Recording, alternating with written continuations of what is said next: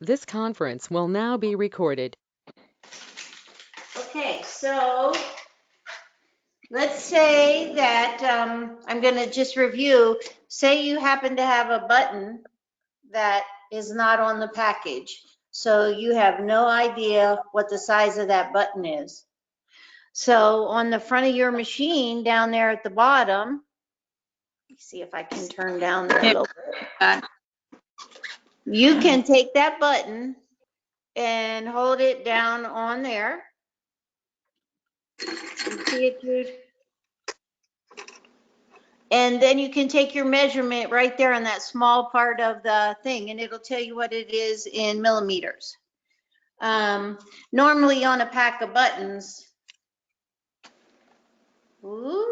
it'll say somewhere like these say down on the bottom that how many millimeters they are, and it also says what it is in inches.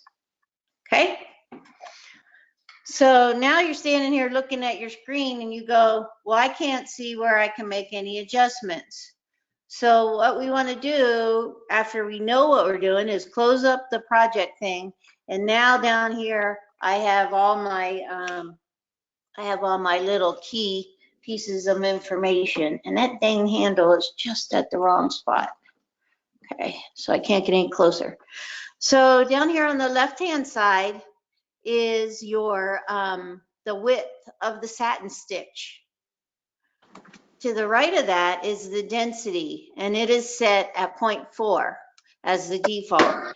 So if I wanted my buttonhole to be a little thicker, you know, the stitch to look a little thicker, I would make it smaller.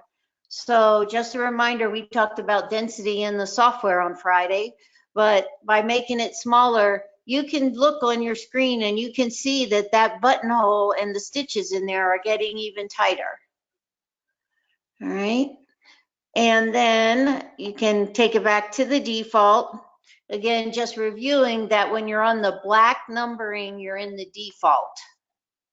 If the number is a different color, that tells me right quick that I have left the default.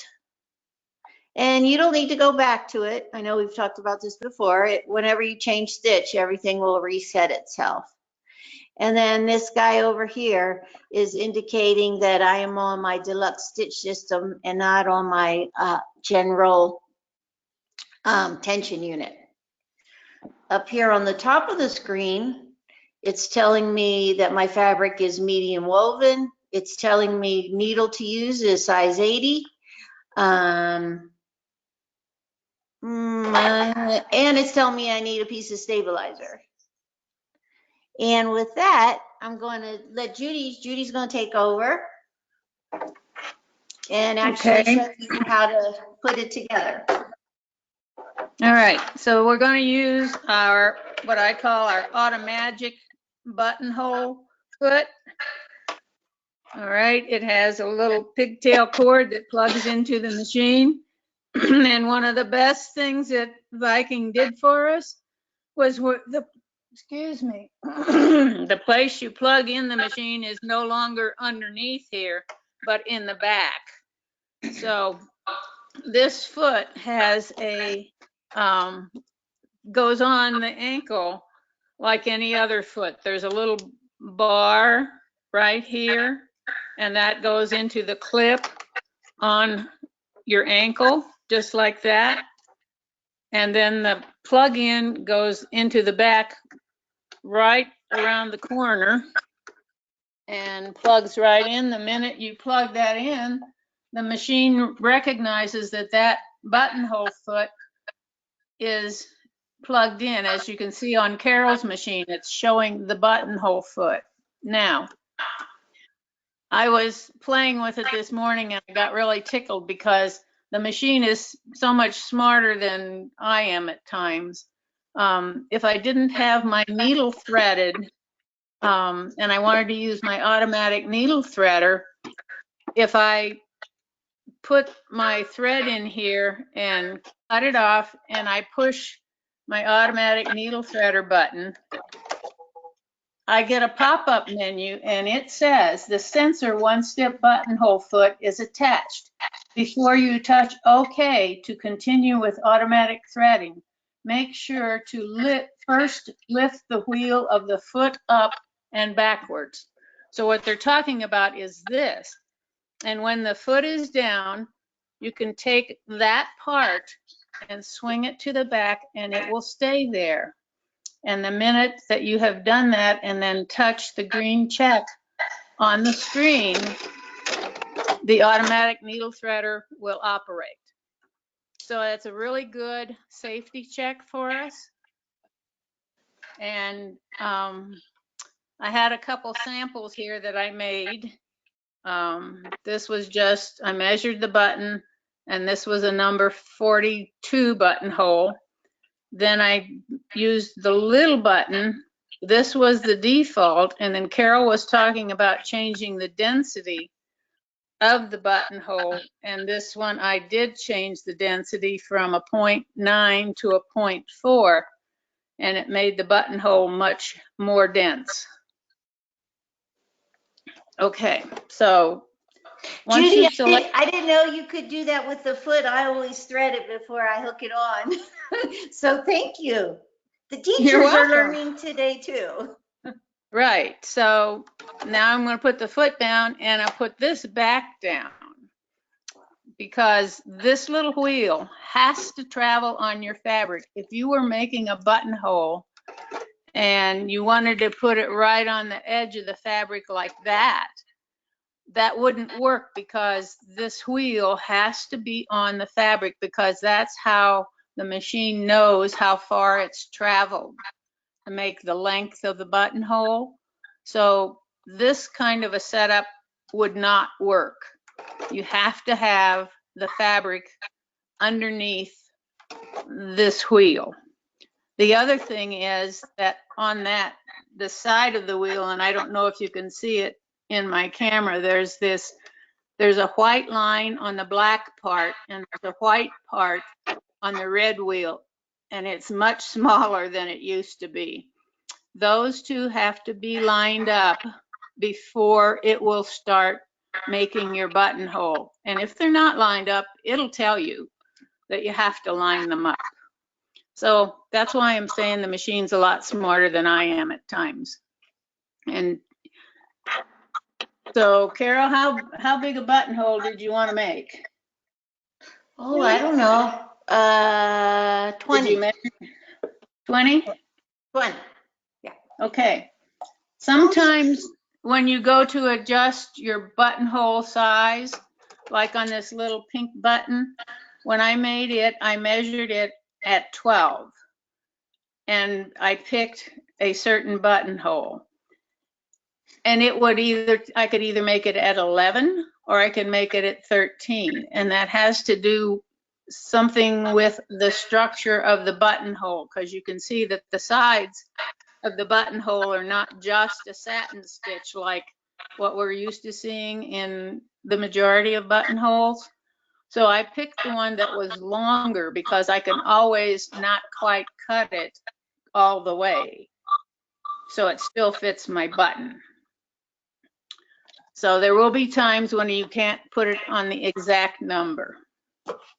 Now, when I start this buttonhole, on my screen, it shows the buttonhole in the exact size and density that it's going to be.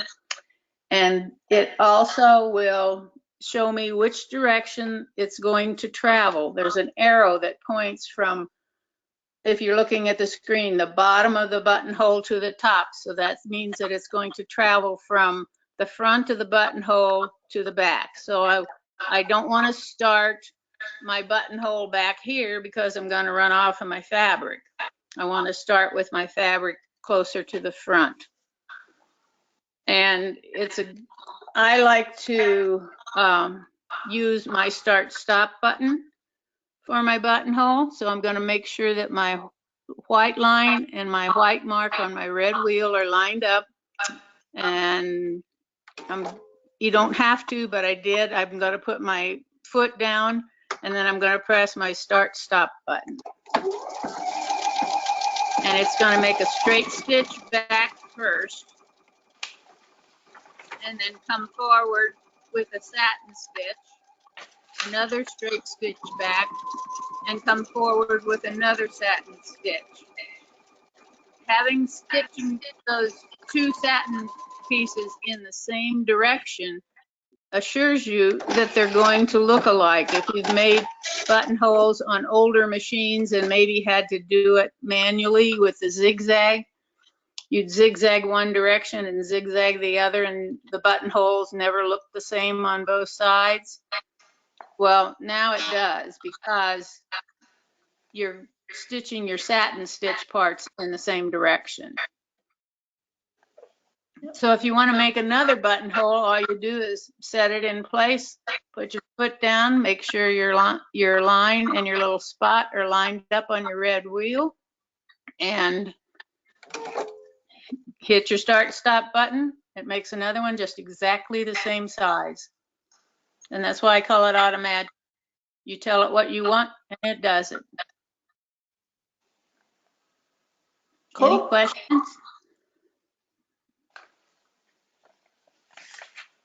Okay. And, you know, buttonholes can be just a decorative element. You don't have to button them. Right, right. Yep, you can put your ribbon through them or other things. Right. And if you wanted to make, if you were making it on a loosely woven fabric, the buttonhole foot does have a little pin or protrusion in the back that you can wrap a cord around and bring it underneath the foot and make a corded buttonhole. Yeah, and so the fabric advisor will pick the best shape for what you're doing. And likewise, if I wanted to, so I switched it to the light woven so you could see the way it changed the shape of the buttonhole. But if I go up here and change it to heavy, because it's easier to see the difference, if I go to heavy and then touch my buttonhole again, you can see that the buttonhole, and you can probably even see it on my screen here, it's not as compact. It's got a different shape to the satin stitch than it did with the other fabrics. Okay. Carol, if you bring up all of your buttonholes. Yep. Oops. Excuse me. Went away. Excuse me. Here we go. There they are. And then touch your question mark and touch a buttonhole, and it'll tell you what the usage of it is down at on the. So I picked number 55 with the question mark on, and it says that this one is a rounded heirloom buttonhole for hand look or fine and delicate fabrics. So that's another way to kind of find out what kind of buttonhole you want to use. You have the different fabric types, but it doesn't tell you garment types, and this does. Yeah. I want to see what 47's for. Tapered keyhole buttons for tapered end for tailored garments.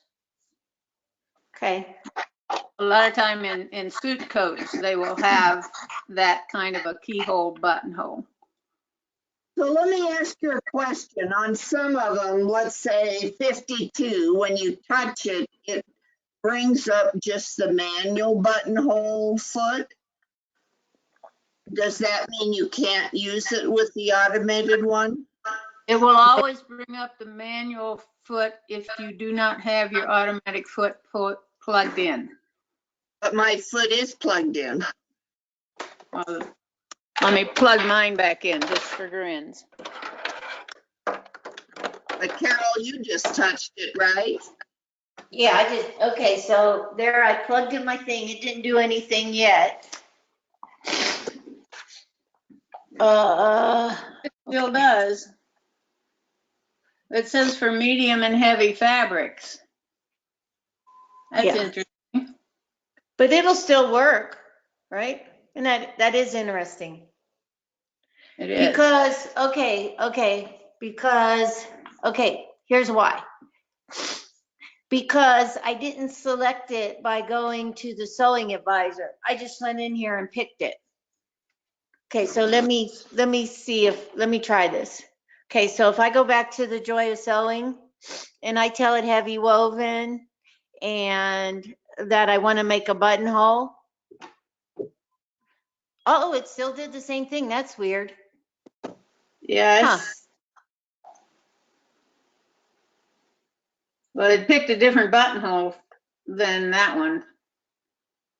Yeah, I just want to see what it. And it says snap on buttonhole foot C. Yeah. And use the IDT. So maybe it figures that it's so heavy that the automatic one won't work correctly. Yeah, that could be. Like, If you know, if you were doing stuff in a jeans waistband or something. Yeah. And that's really the only time. Okay, so if I went back to medium woven, Mary, it went back to the Aja Magic one. If you went where? If I went back to medium woven on my fabric, then it changed it back to the, if I got off the heavy woven and went to medium, it switched back to the automatic one. But it didn't do that buttonhole. Right, picked a different one. Right. Yeah. Well, I'll just try to sew it with the automatic with that buttonhole and see what happens. And see what it does. That'll be curious to know what it did. Yeah. Okay. Yeah. I guess that one other thing, just Judy showed you the example where you didn't have enough fabric over on the left-hand side for the wheel to run on. A couple choices would be to put some stabilizer over there or base something over there. Or the other thing is, heaven forbid, you might want to use that manual foot at that point. You know, but you know how we are. We probably would find a way to use the automatic one. Okay, anything else on the buttonholes? Did we show you guys how to sew on the button the other day? I can't remember. I don't think we did. You guys want to see that? How to sew a button on with the machine? Judy, do you have one handy? Yeah. Okay, all right. So now what would happen is we're going back to the Joy of Sewing, and I'm going to tell it I'm on a medium woven, and then I'm going to go ahead down here and I'm going to select it. I want to sew on a button.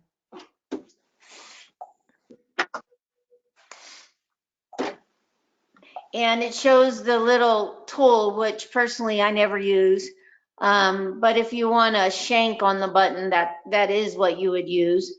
And what I do is I take some magic tape normally, or I use my buttonhole sew-on foot that Judy has on her little hand there. And she's going to sew it on with that. Okay, this is a kind of unusual looking foot. It is made so that you can set, yeah, maybe. Come here, button. Oh, sorry. This button may be too big for it, or too slick for it. The button sits in the foot like this. Can you see that? And there's a little slider thing here that comes out and lets you make your thread shank. You can make it either thick, or you can make it thin, or you can make no thread shank at all. And the reason that you want a thread shank is because if you sew your button on just with the button and no elevation to it, it's going to be really tight down to the fabric. And if you tried to button something under it, the buttonhole will go over it, but it won't close underneath the button. On this one, I used the sew-on button foot, and you can see, I hope, that there is some space underneath that button, so that if you buttoned another layer of fabric under there, the buttonhole could close and the button still looks nice. Does that make sense? Okay, so this. Can I ask a question? Is that foot something that came with the machine, or is that an extra? This is an extra. Okay. All right. And sometimes it's easier to put feet on if you have your ankle all the way up. So, and the foot comes with this little plastic tweezer-like thing, and the reason it's to hold the button so you can slide it in there and get it in position. So again, you want some stabilizer, and I'm going to put this out just to the smaller shank. And I've selected a button sewing on. So I'm going to put my foot down and my button pops out. One thing that shows up on your screen down at the bottom, the three adjustment things. The first one on the left tells you how far apart the holes are in your button, and it's going to default to a 3, which is pretty much standard for all the buttons. But just to be safe, I'm going to, come on, what are you doing? Hand wheel my button to see. Now, 3 is not wide enough for this one, so I'm going to adjust it up to a 5. So now my needle will clear and go into the holes of the button just fine. The second adjustment that's on your screen, the middle one, tells you how many times the needle is going to go into that button. How many stitches is it going to make? The default is 8.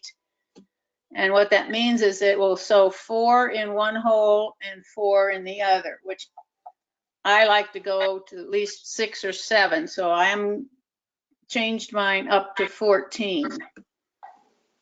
And the other one is your tension adjustment, which we don't need to change. But in order to make sure that I get my full number of stitches in each hole, I'm going to go to the button right here below the speed, which resets me to the beginning of my stitch pattern.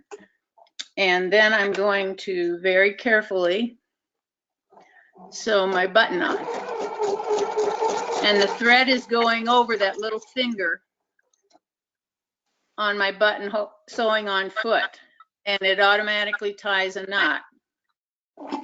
So I take it up and I use my scissor button to cut it, and there it is sewn on my button, and I have some thread space in between the button and the fabric. So it will button nicely, and the button hole beneath it will close.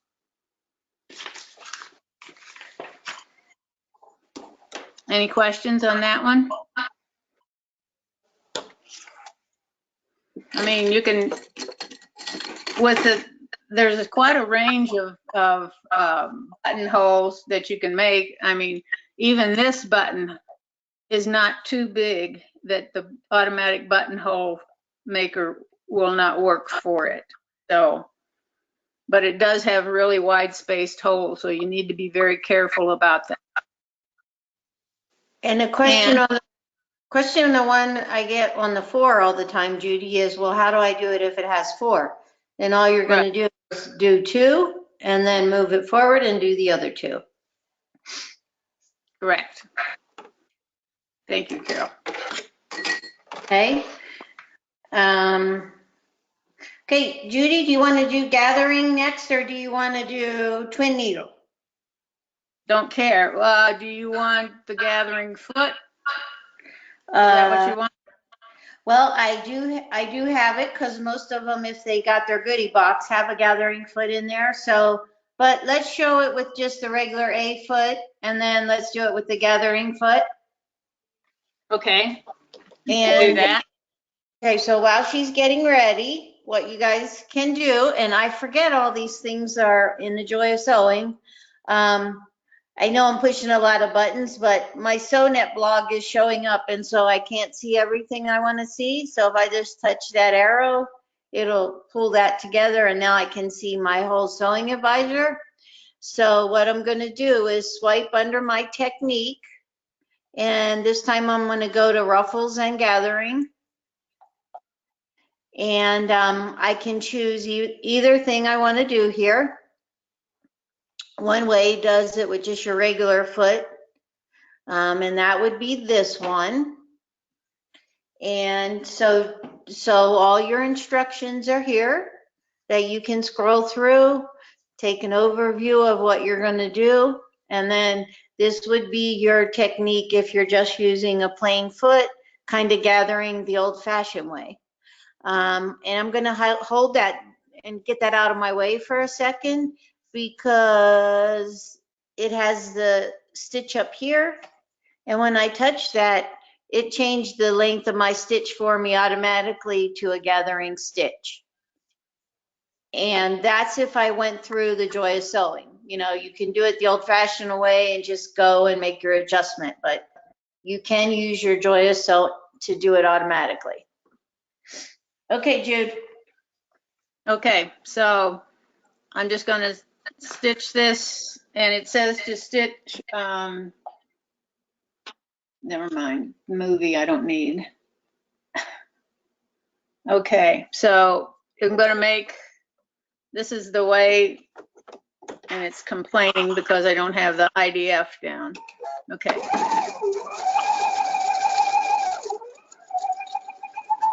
Wow.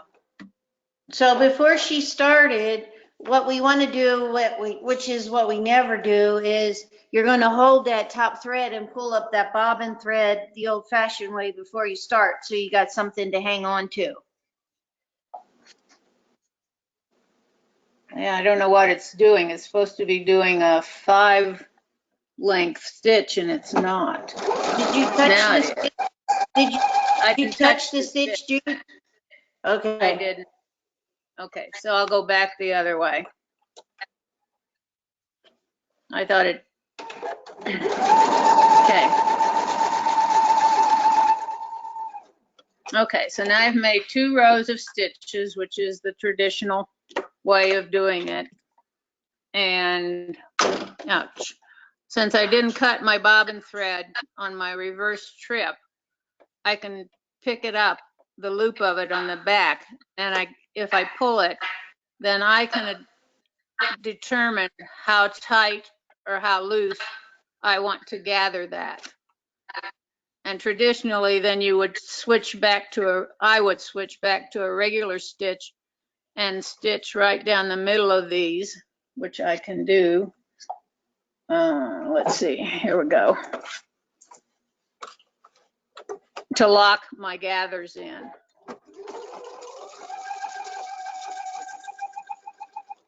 So when I attach that to some other piece of fabric, like if this were a skirt and I attached it to a waistband, then as I was sewing, my gathers wouldn't scoot on me. And then eventually what I would do would be to remove at least the bottom row of stitching for my gathers. And if I'd sewn my waistband on, then I would have these nice little gathers. But that's, Okay. you know, you are totally in charge of controlling the fullness of your gathering. Okay. So now I'm going to go back to my Joy of Sewing again, and this time I'm going to touch the one that says Ruffle. And this time it's going to use your optional accessory that if you bought the little foot kit to go with your machine, the extra ones, you're going to use your actual gathering foot. And so I'm going to select the stitch and let's see what it did. It didn't do nothing there. And there it did. Okay, so if I select stitch number 2, it has a question mark up here on the foot. And that means that there's an optional accessory that I can use to do this technique. If I touch my question mark and then I touch that, I can go through and find out what it is, what the optional presser foot is, and that sort of thing. So Judy's going to use the optional foot. And the other thing that I typically do when I'm using this foot is down here is my stitch width. Well, right now I don't have any width because I'm on a straight stitch. So what I want to do is change my needle position when using the gathering foot, and I'm going to take it all the way over to the right. And then the other thing that I might need to do as an adjustment would be I'm going to increase my tension to, I don't know, I'm just going to guess, I'm going to increase it to 6. If you start breaking the thread, you made it too tight. And even on this, I do get my thread tail from my bob, and I do put that up there, pull it up again. And you want to sew at a nice even pace, not 100 miles an hour, and keep your fabric lined up with the right hand side of the foot. Why is it being on right? Because I'm not doing it right. There we go. And this This is foot kind one of of the- goes on weird, like the old, I'll hold it so you can see a little closer while she's getting set up. But the foot is kind of like an old-fashioned embroidery foot. So there's a little hunk sticking out here. So that has to be on the front of the plastic ankle when you're putting it on, which kind of tricks people sometimes. So just keep that in mind. It goes on like an old R foot if you had a designer one or one of those older Vikings. Okay. Okay. All right. So you increased your tension, Yes. Carol? Yes. To what? I'm gonna guess like go to 6. All right. And your stitch length, is it still at 2? Nah, let's take it. I'd probably take it to about 4. All right. All right. And the stitch length and the tension are how you control the amount of gathering you're going to get. So we'll do a little bit this way, and then we'll change it and do it again so you can see the difference. If you were to look at the bottom of the foot, it's kind of strange because it looks like part of it's missing. And Carol can show you on hers.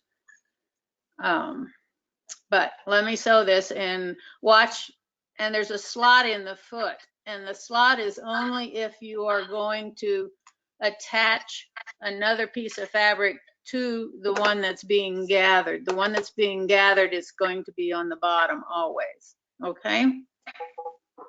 So, and it's grumbling, but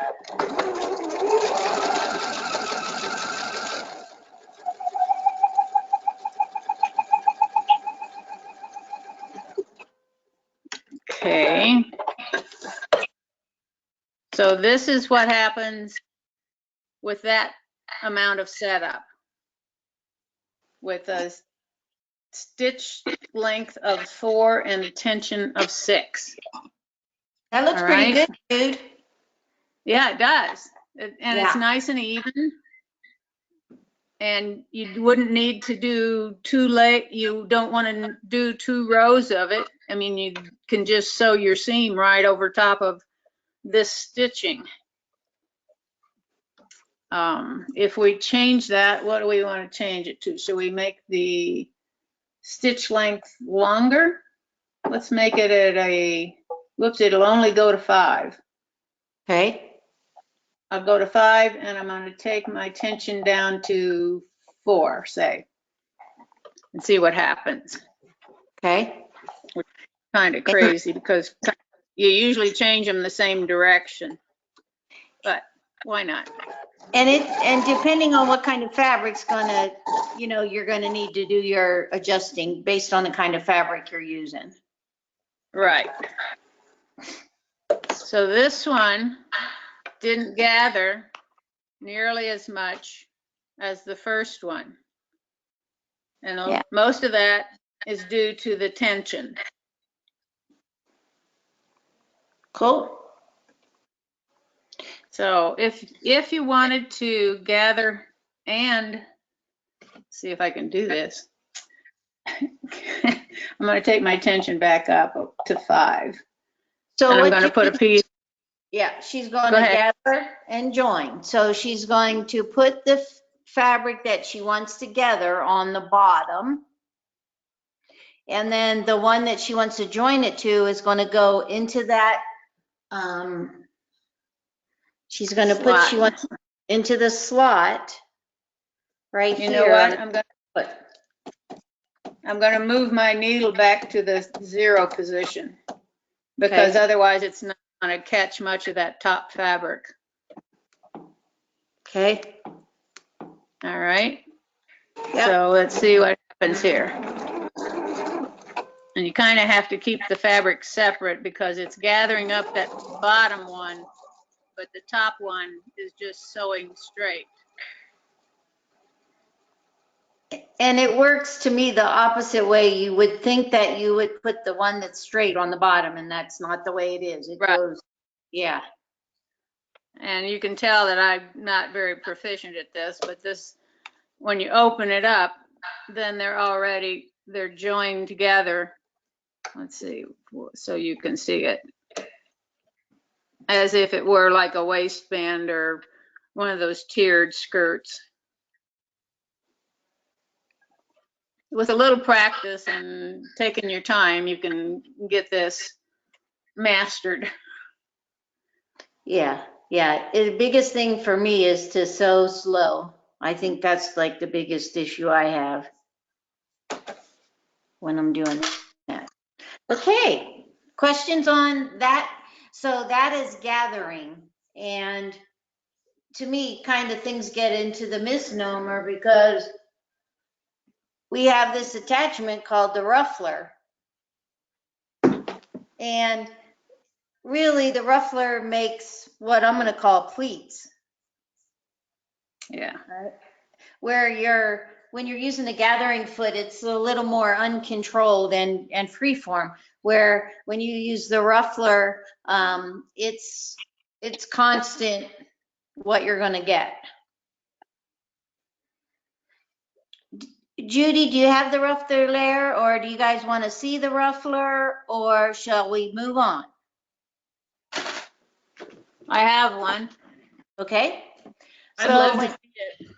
Okay. Looks like an antiquated piece of equipment. The ruffler hasn't changed in 400 years since it was invented.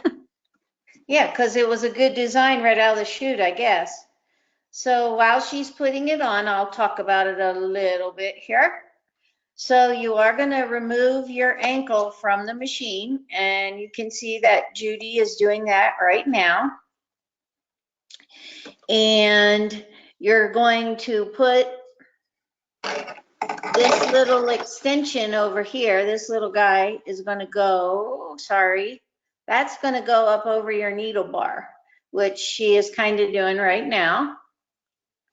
Then if you look at the ruffler foot, at the top you have some numbers. So we have a 0, a 12, a 6, and a 1.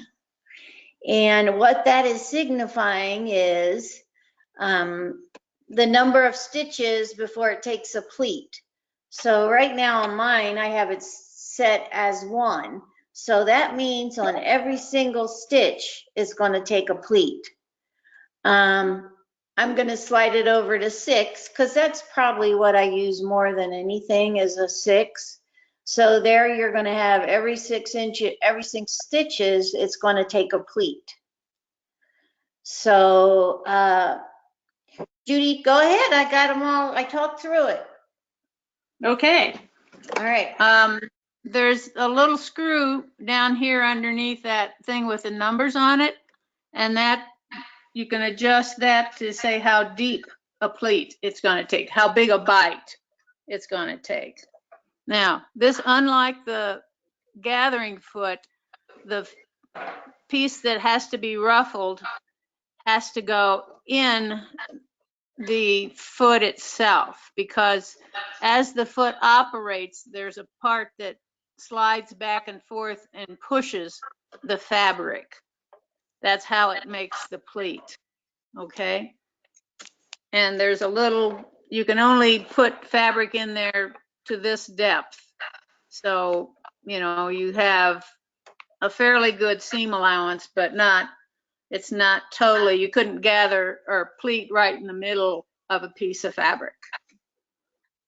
Okay, so I'm not going to use the IDF on this. So can you see how this thing shifted back when it went to make a stitch?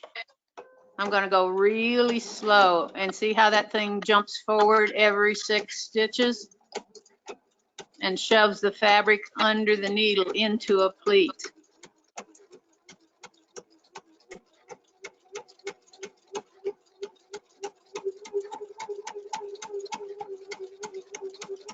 And if it were set on every stitch, it would be doing that little operation every stitch. And if you set it on 0, then it doesn't pleat at all. So if you were making a bunch of ruffles and you needed to do just a straight stitch, you could just slide your fabric underneath it, completely underneath it, and it wouldn't, and set it on 0, it would be just fine. But see how even and tidy these are?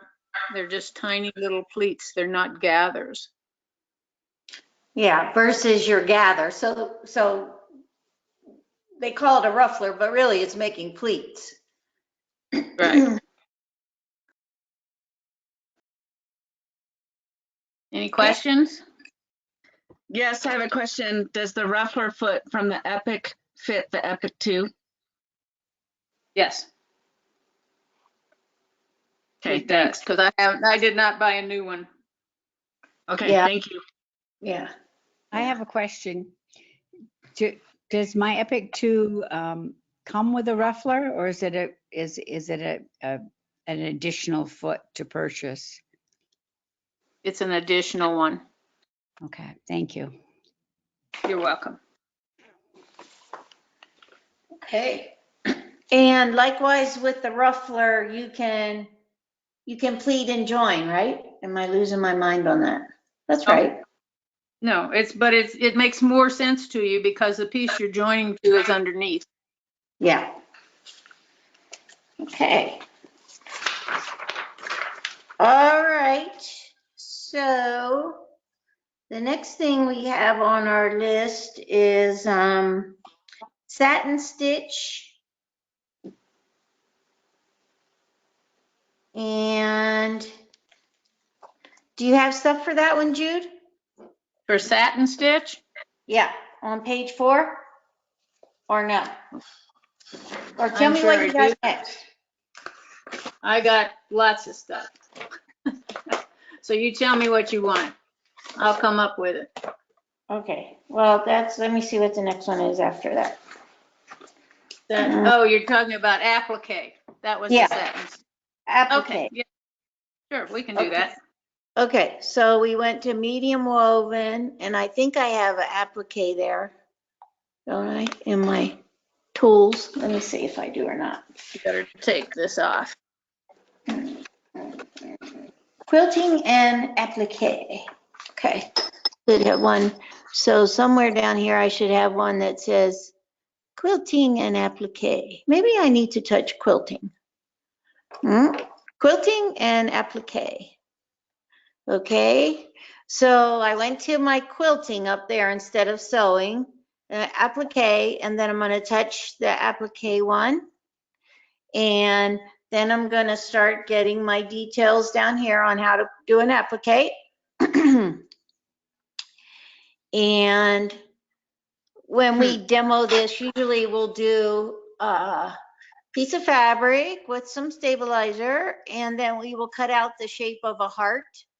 And if you guys are going to practice on your own, the shape of the heart is good because on a heart you get a straight, you get a V, and you get curves to the outside. So the heart is a nice way to practice.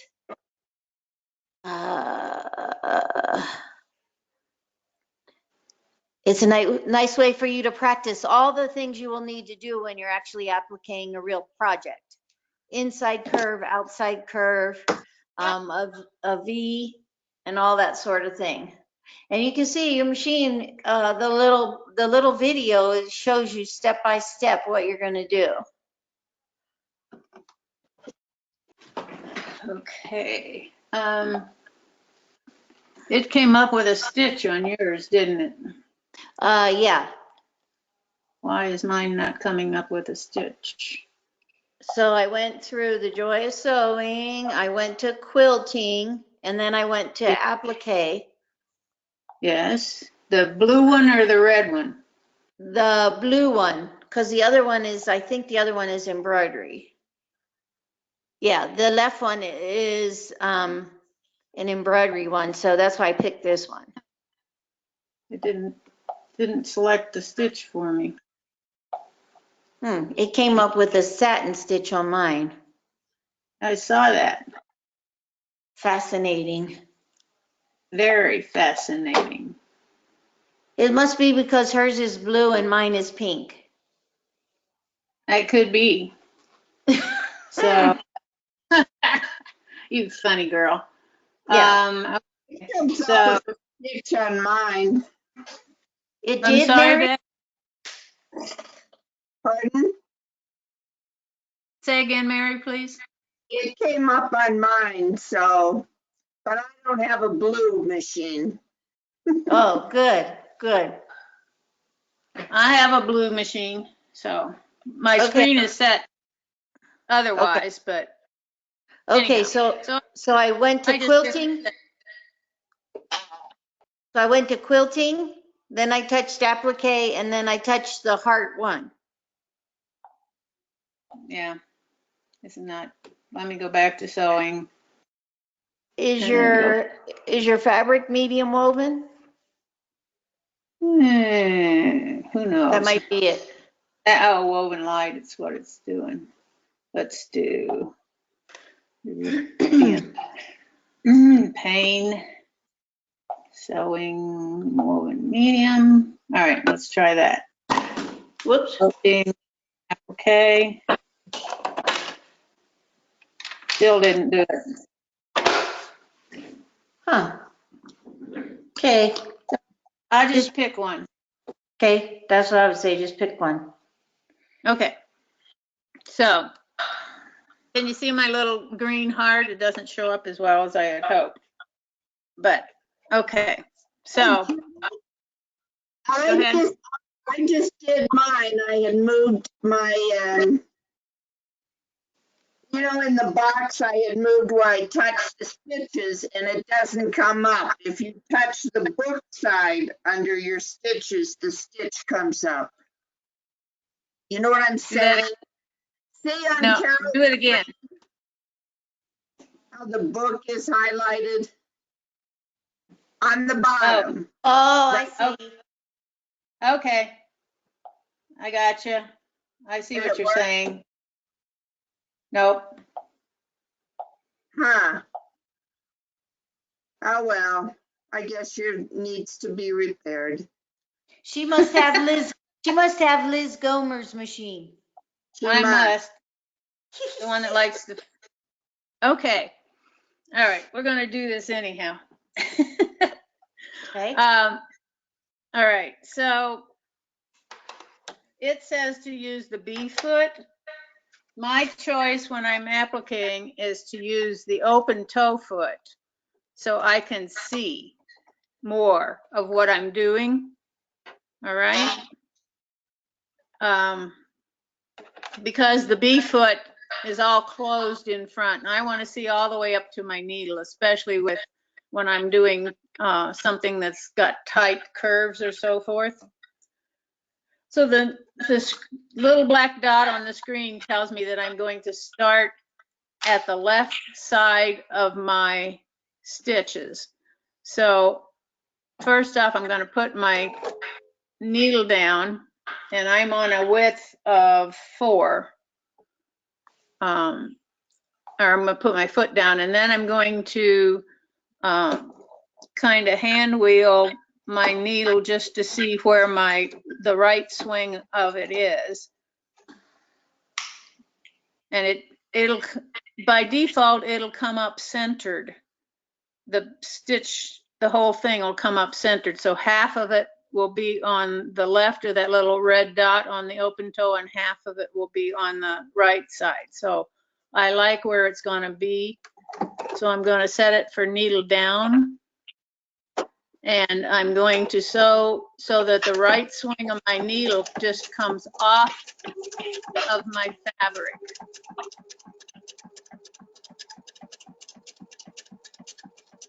And I started, if you would notice, in about the middle of one of the straight parts. You never really want to start and stop at a corner when you're appliquing, because it's hard to do a nice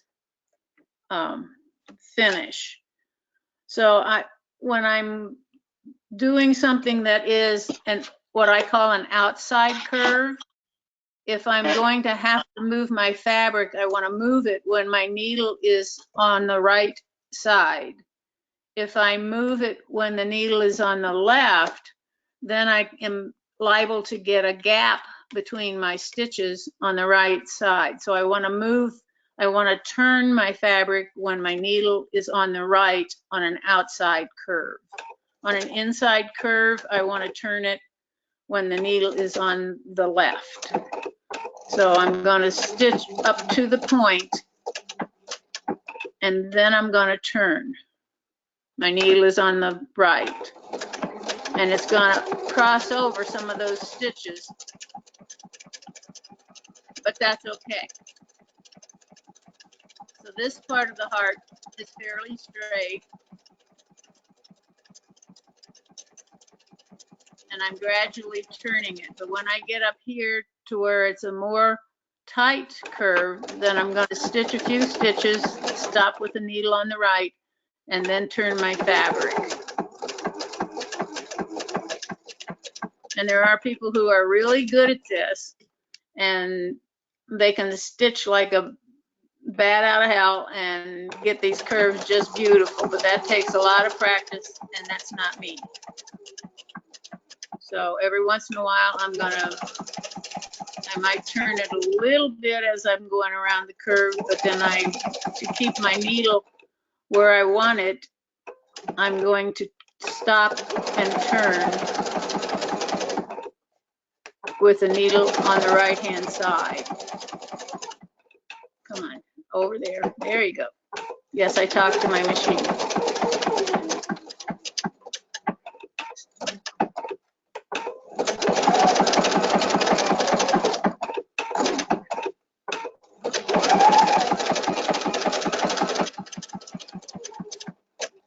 Now it gets kind of straight going down into the V here.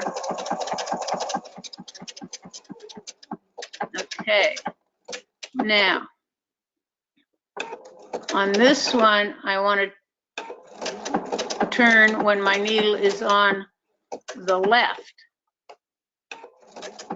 and let it overlap some of the stitches on the outside.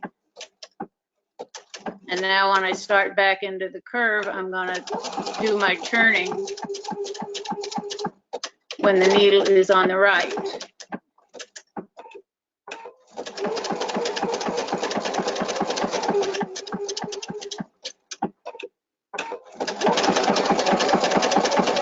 And you never want to go real far or turn very far at once, because then you get a really choppy looking satin stitch, and you want it to be nice and even as possible.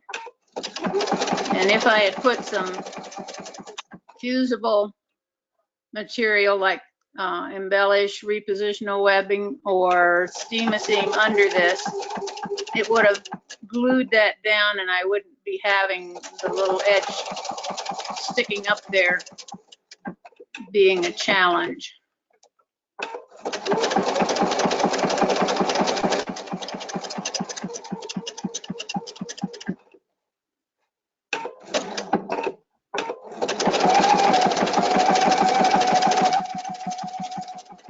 So because I didn't have anything under it, I ended up with the pucker. Now when I stop, I'm going to slightly overlap where I started, and then me being me, I'm going to cut long tails, pull them back to the back, and tie them. But that's a satin stitch applique. Any Judy? questions? Yeah, Judy, Yes. can you fix stitch that? Will that give you the same look as you pulling it to the back? You can, yes. I'm old fashioned. I like to pull it to the back and do knots, but that's me. Okay. So the other thing I brought up here on my screen is I went into the B menu, and remember you can slide across the bottom there. So I went into the B menu, and it's showing the B menu as all applique stitches. So when you're looking for that, like B6 is pretty much a traditional looking blanket stitch. And you have all your adjustments here that you can make that to the size you want. And then big thing on that is make sure you're watching your needle, as Judy said, and then you're going to do your turning based on where your needle is. And the other thing is make sure you're using needle down. I think Judy said that, but I'm just saying it again. And then if you're like me and you're not so perfect, this is my favorite applique stitch. It's B14, and we like to call that the grass stitch because it's not perfect on either side, and it'll cover up a bunch of shins when you're doing your applique. So again, you have a whole menu of stitches here that you can use for applique. Okay. Want me to do a little bit 14? Okay. Yeah. I just do it here on the side. And it comes in at pretty wide. Yeah. Comes in at the 9 millimeters. Of course, you can change that if you want a skinnier one.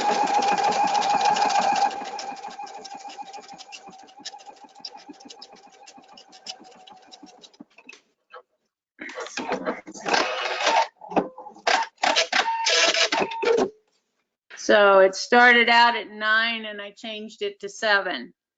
But this looks great on teddy bears, or, if even if you wanted something to look like grass.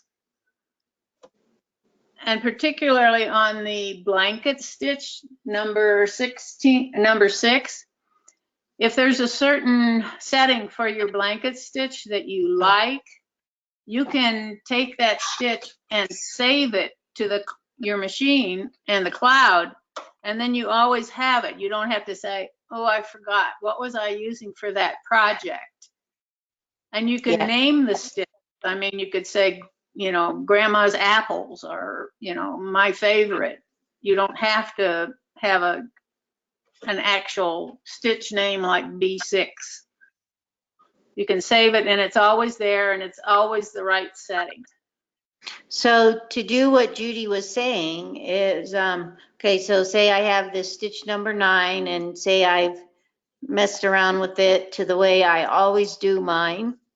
I can just touch the heart down here at the very bottom, and that'll take me right over to the save. And it's going in my cloud, and right now it says new stitch. And I'm going to actually, I would rename it so that I didn't get myself confused and have 10 new stitches, but I could call it blanket or whatever.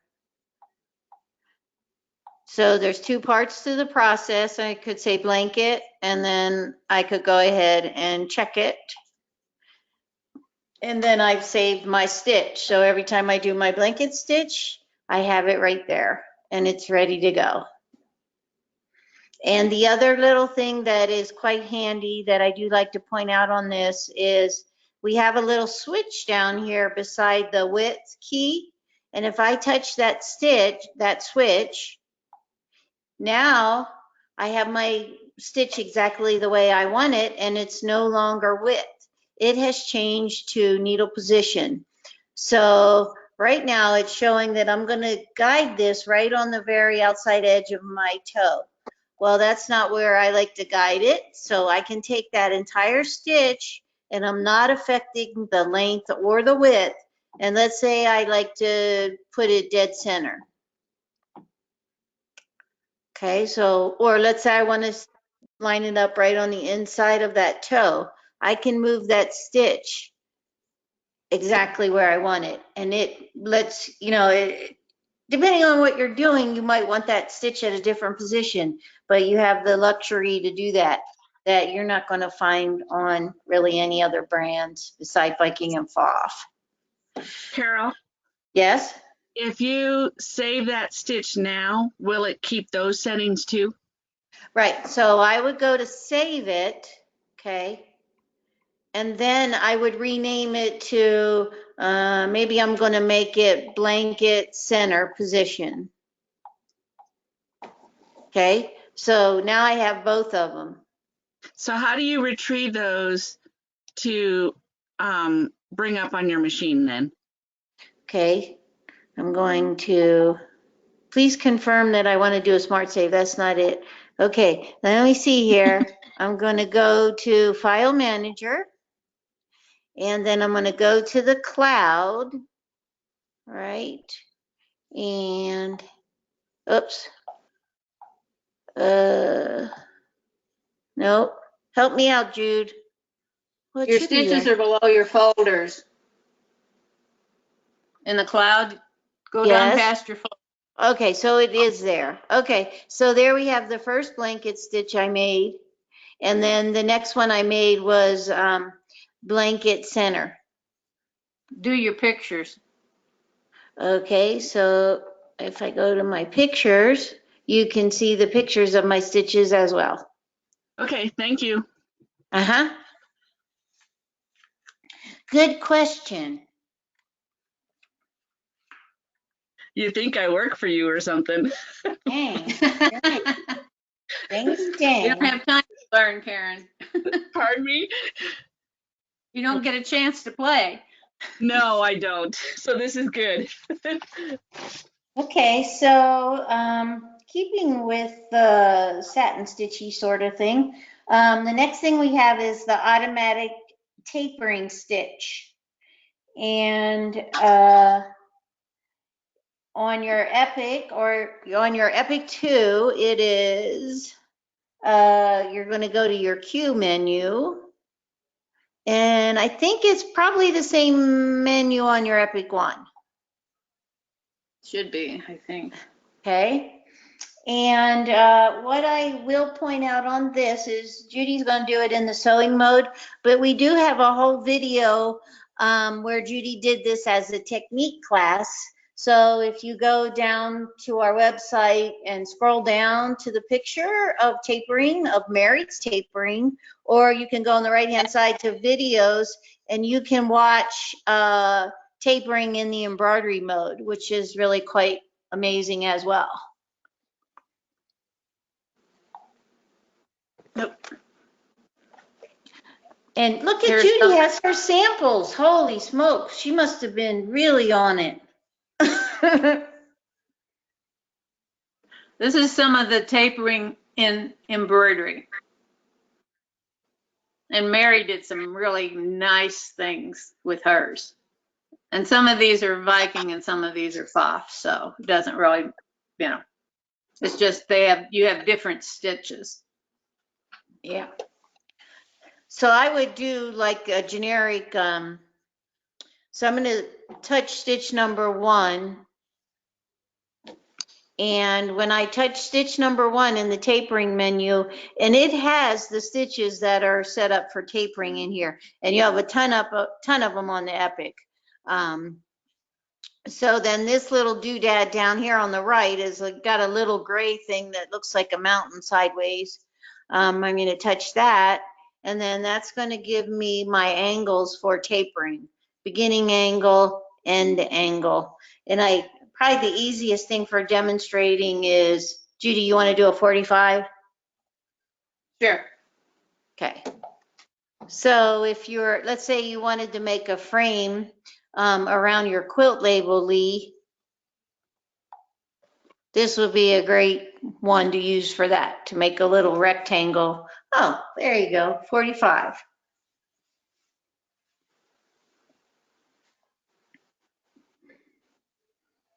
Okay, and you notice that you have more than one 45. You have a 45 going from left to right, and you have a 45 going from right to left. So I've picked the ones that are going from left to right. Left is the highest point, to the right as the lowest point. Okay, Okay, all right. and So, go ahead. there on your screen you have another symbol which is normally not there. Show them the reverse thing, Carol. So right here is your reverse thing. Whoops, can you see that? And it looks just like the symbol on your machine. Imagine that.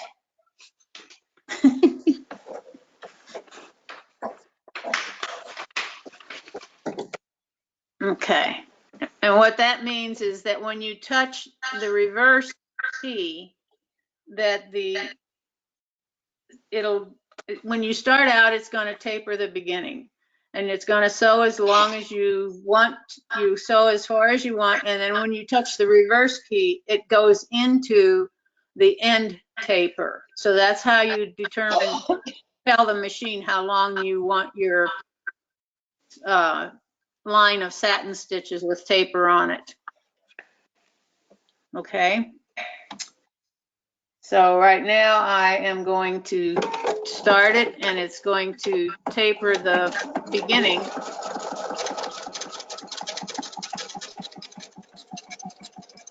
then I'm going to sew for however long I want. While I'm sewing, I'm going to touch the reverse button, and it's going to taper the end and stop. Can you see that? That it's tapered both ends. Yep. Now, if I'm good, which I'm not, Which he is. and I turn it exactly 90 degrees, and I start again, because I've stopped, and I start again, it's going to do the beginning taper again. So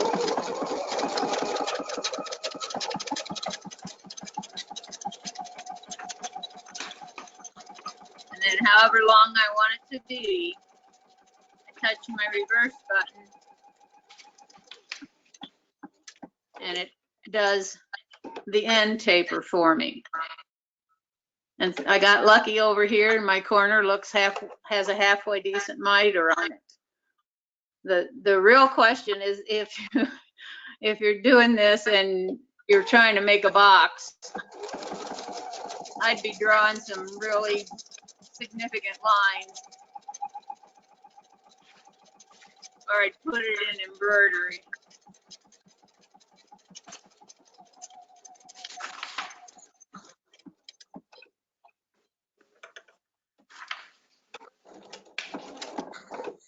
Come on.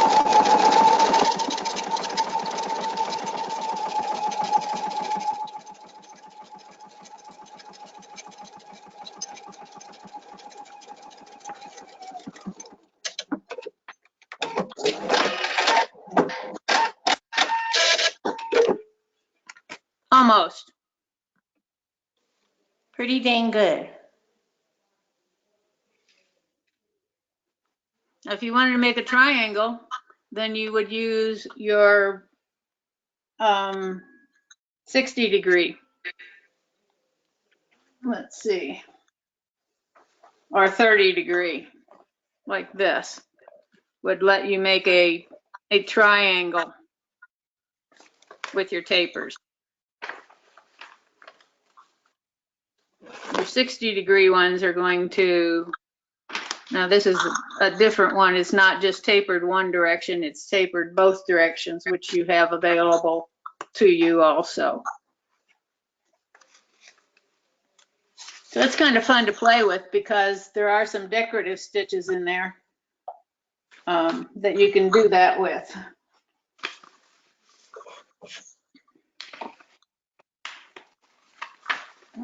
Okay. Any questions on the tapering?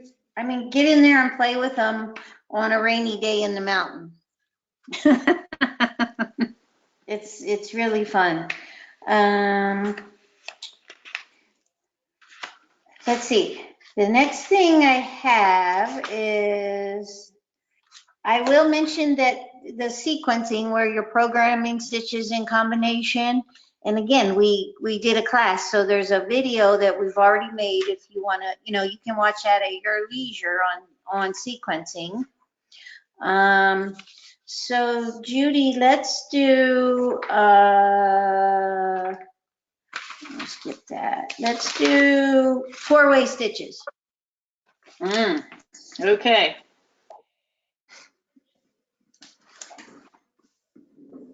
So while Judy is getting set up for that, I'm just going to show you this book we have. It's called the Foot book. And the thing about this book is it doesn't have pretty shiny pictures inside. It's pretty much plain old black and white. But it is the best, to me, it's the best source of information on setting up the various machines for all these different feet. And we do have a Viking version and a Pfaff version, and it's written by a dealer in the Midwest. And we're like on volume 7. But anyway, if you need help, even though you have so much built in your machine, I still use that reference book from the day I got a Designer One. It's a great little tool to show you how to do all the extra accessory feet. Okay, so I'm getting out of tapering and I am going to the S menu right down here, and that's our 4-way stitching. And let's see where Judy's ready. Okay. How about, I'm going to pick stitch number 9. Okay. And it says I need a stabilizer under my fabric, but I'm using denim because this is one of the best places I know of to use 4-way stitches. If you have a tear in the leg of a pair of jeans, you're just going to take your accessory tray or your embroidery unit off so you have your free arm, and slide that leg of jeans onto your free arm, put your patch on top. You don't have to rip the seam out in your jeans or anything. And to sew your patch down, it's going to be magic. It says I need my S foot, and if you look on your screen, you notice that the stitch is not going up and down on the screen like it normally does. It's going sideways, and the little black dot is on the left end. So it's going to go from left to right. And again, you have that little reverse key symbol on your screen. It's not a touch function. It's just a symbol to say your reverse key will change directions for you. So I changed to white thread, so hopefully it'll show up. So I'm gonna sew my patch on. Hang on, I'm gonna get my patch. It's not gonna match, but It's my patch. Okay, Can so you put here's the my patch. underneath? I'm sorry. I'm sorry? Can you put the Judy? patch? Can you put the patch underneath the sleeve of the denim? You could, but you're not going to be able to see your edges. And or you could turn it wrong side out, but then you're going to have your bobbin thread on top. Oh, right.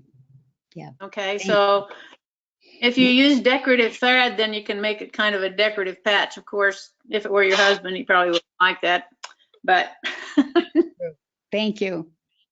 you can use Well, matching Judy- thread and matching fabric, and then it's not quite so obvious. Sure. Okay, Judy, so, yes. which screen is that four-way stitching on? It's menu S as in Sam. Thank you. You're welcome. And I'm using stitch number 9, Judy. Okay, so I'm going to start right at the corner, and I still have my needle down. And as you can see, it's going sideways.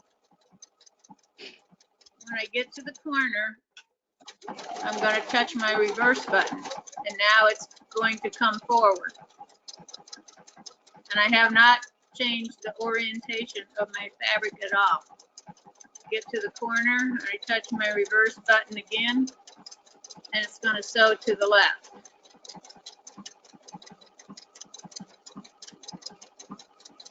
At the corner, I touch again, and it's going to sew backwards. Except I didn't quite touch it soon enough.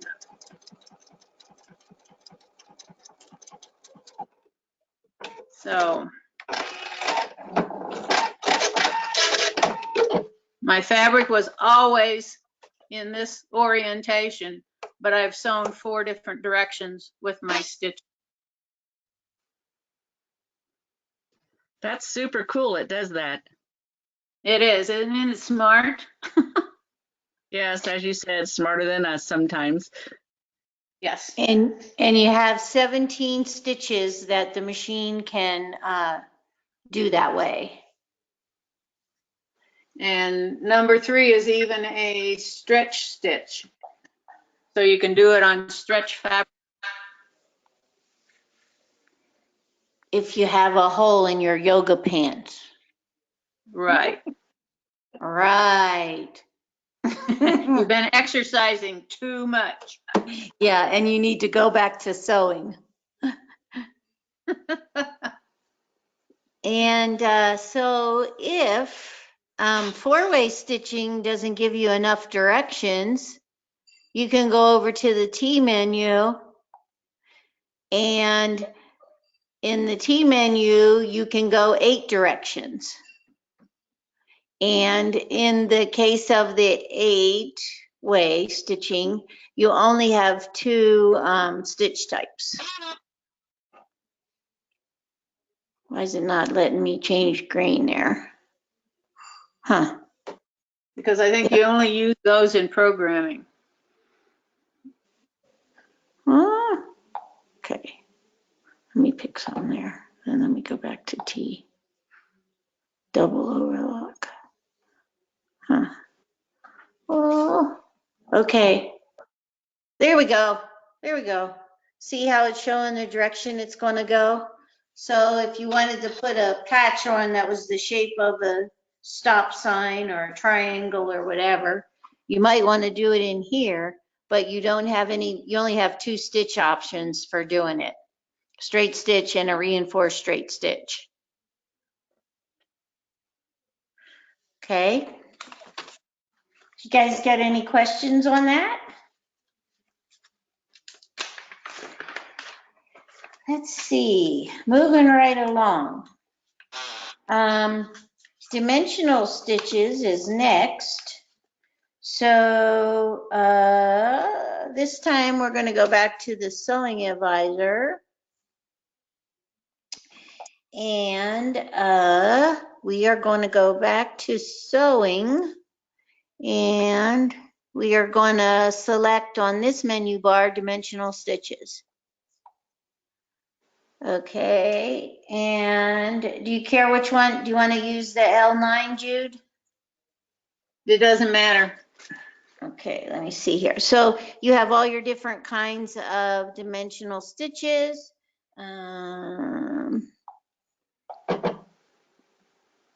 Okay, so these would be stitches that, I'm not where I want to be. I'm going to go this way. Okay. And we can, if you guys are doing the technique class, you're going to do this in the technique class. Right, Jude? Right. Okay. And on the apron, you can do some of these. Well, applique stitches are or the pop-up stitches. Yeah. Yes. What I've got here is one of the applique stitches that's been trimmed out. I don't know if you can, there, so you can see it. It's the peacock. What And when number? it's, yeah, go ahead. What number is he? 14? Yeah. No, Yeah. he's number 2. Okay. Where are you? Oh, did you come in? No, you should still be. Oh, I just went and started picking stitches.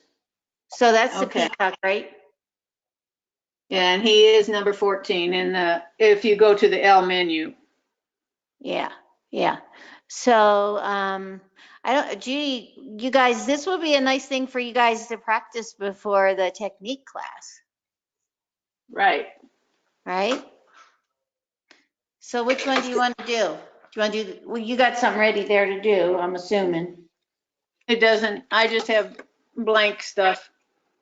Okay, we'll do the heart because it won't take as long. We'll do number 9. All right. So, alrighty. I need some fabric.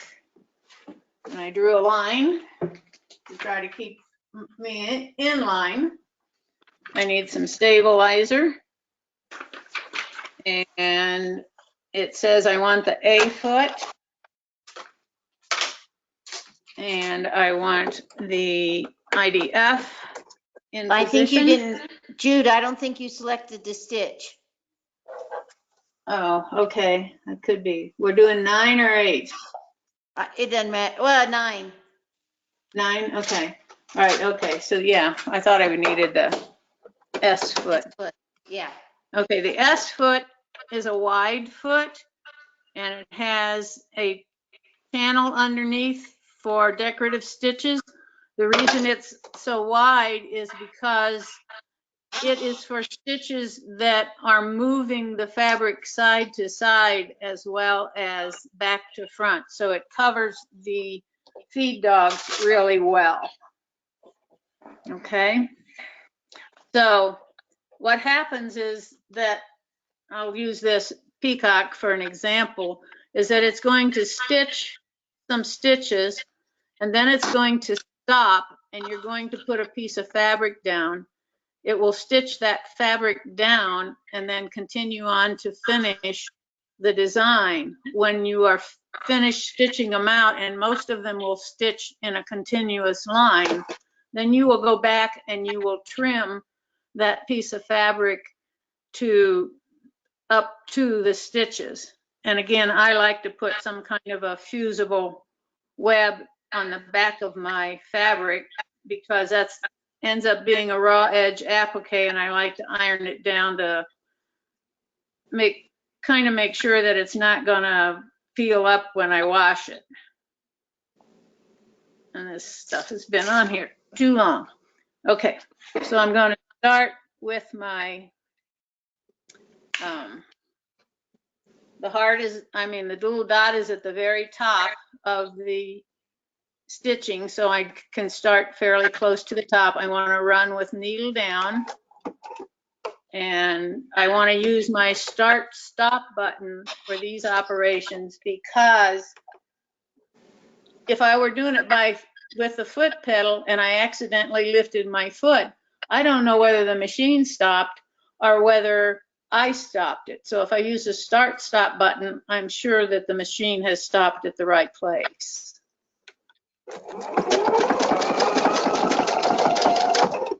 So it has stopped. Now what happens now is that I'm going to raise my presser foot up. I'm going to take my fabric and I'm going to bring it in from back behind the needle. And instead of it being just flat on the fabric, what I want to do is I want it to just slightly buckle like this behind the needle, because it's going to take a stitch right close to the edge. And if I don't have that fabric snugged up to that needle, then I'm going to miss the fabric on that very first stitch. So I'm going to slide this in here and, like I said, slightly buckle it. And then because I've got the sticky stuff on it, it stays in place. And then I press my start-stop button, and it's going to stitch my heart.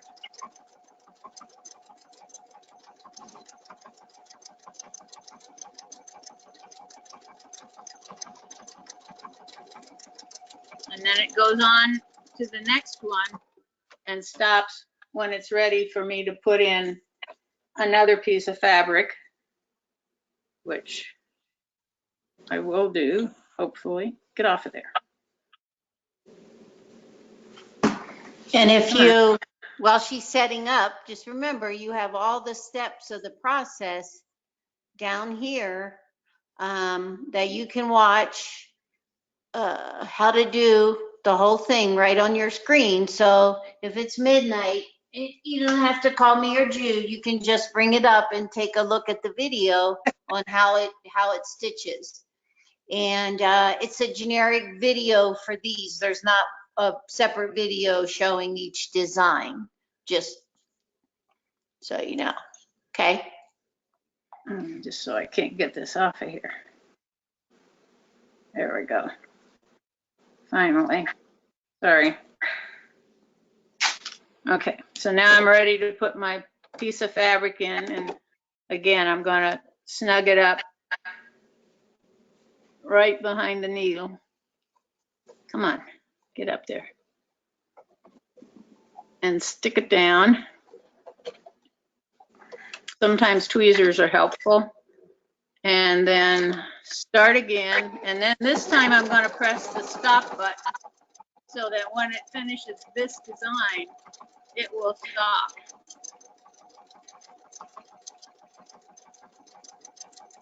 And not go on to make a third heart. It stops and it does a tie stitch, and then I can cut it.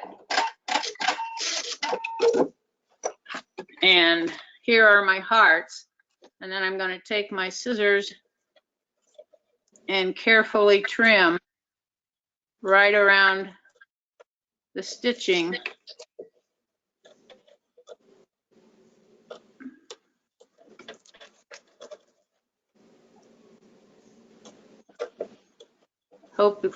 Trying not to cut the stitching. So because I have the fusible web underneath, I can cut just a few threads away from the stitching and make sure that it's, when I iron it, it's going to stay there. Any questions on that one? Awesome. Hey, they're fun.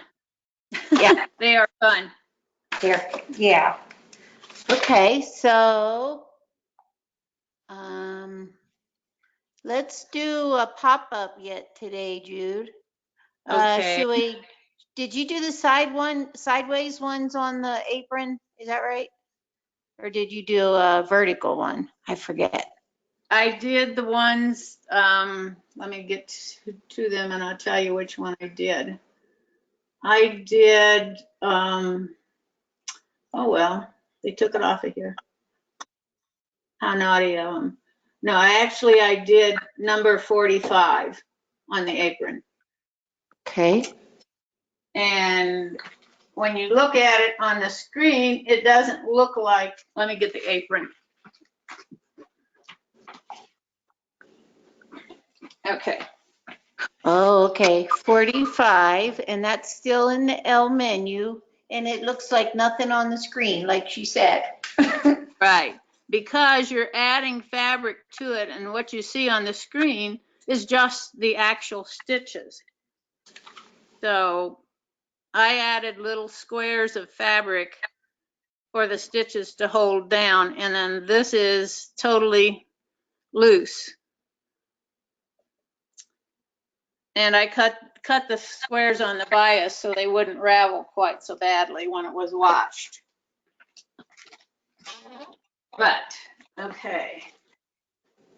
All right, let's, it's gonna be little squares, but that's okay. Piece of fabric. So this will be another one that's good for you to practice ahead of time, to get ready for the technique class. Right. Some stabilizer. Okay. So this is, now, again, if you look down at the bottom of the stitch menu, it will give you directions on doing this. All right. Oh, yeah. So the first thing it says activate needle down, and again use the start stop button. When the machine stops, place the pop-up fabric from the right, touching the needle, and sew until the machine stops. So that's what we're going to do first. And I'm going to use tweezers because I made little bitty squares. So I have a line on my fabric, and I'm going to keep the middle line. I'm going to start out with the middle line of my foot on that line, and I'm going to press the start stop button and let it sew until it stops. Okay, now it is stopped. It said the machine stops, place the pop-up, which is this, a square this size that I've folded in 4, and I'm going to take the inside folded corner, put my foot in the up position, and put the corner of that fabric right against the needle, and then set my foot down on it. Then I'm going to press the start stop button and sew again until the machine stops. And it's only going to sew just a few stitches to the right to nail that fabric down. Okay, so then it says turn the project 90 degrees counterclockwise. The big challenge here is to remember with the difference between clockwise and counterclockwise. So this is counterclockwise because I'm going away from 12 o'clock. I'm going to the 9 o'clock. And then press the button and sew until the machine stops. And what it's doing is the little satin stitch over the end of that fabric. Now the machine is stopped again. And I'm going to turn it back so that my foot is in line. And I'm going to let it sew until it stops again.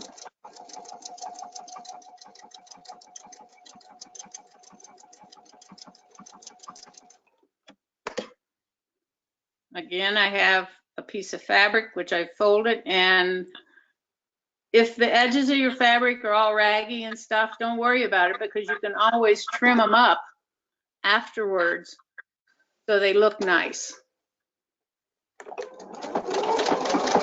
Now it's tacked it. I'm going to turn it 90 degrees. Let it sew the little satin stitches down. Turn it back and sew until it's ready for the next one.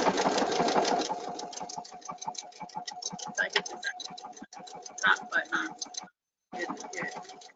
Okay, so now it would be ready for the next one. But these are fun.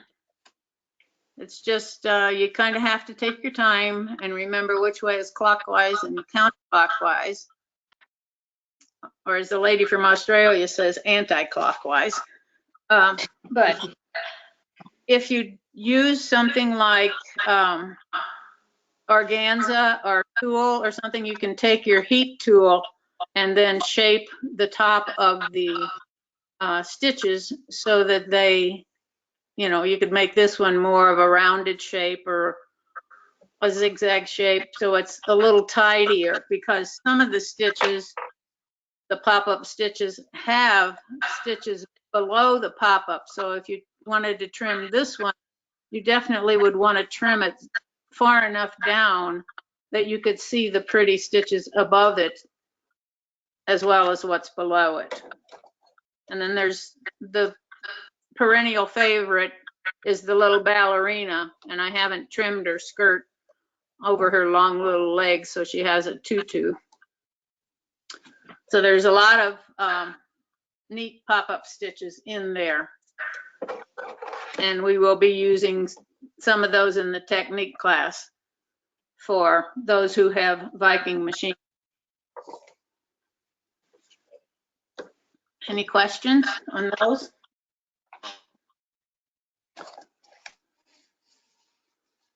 Okay. Well, I think we've covered enough ground for today, you guys. I see some deer in the headlight looks. So don't forget, you got all that information for you right there on the screen. It'll show you which way to turn it and everything. All the details are right there that we forget about. So Judy, thank you. You are most awesome as always. Thank you. I enjoy it. And I was going to mention something, but my brain went to somewhere else.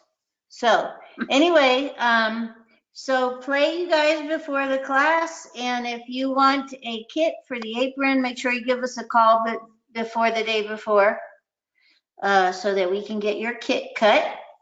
And I don't know, keep using your sewing machine because it's really fun. And I'm proud to say that I learned something today too about the buttonhole foot. I didn't know that. So people think I'm crazy when I tell them that I learn something new every time I sit down at it. So there you go again. There you go again, Judy. Yeah, there's lots to learn.